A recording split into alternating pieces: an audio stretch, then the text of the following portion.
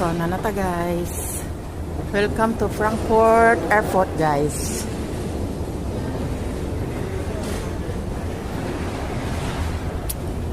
I'm going home.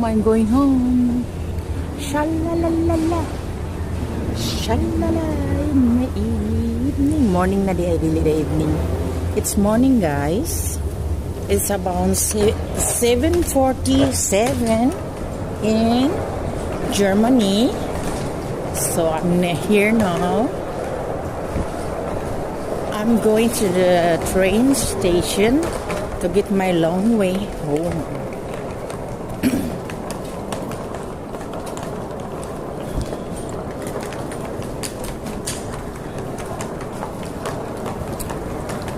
So I go and buy some bread guys.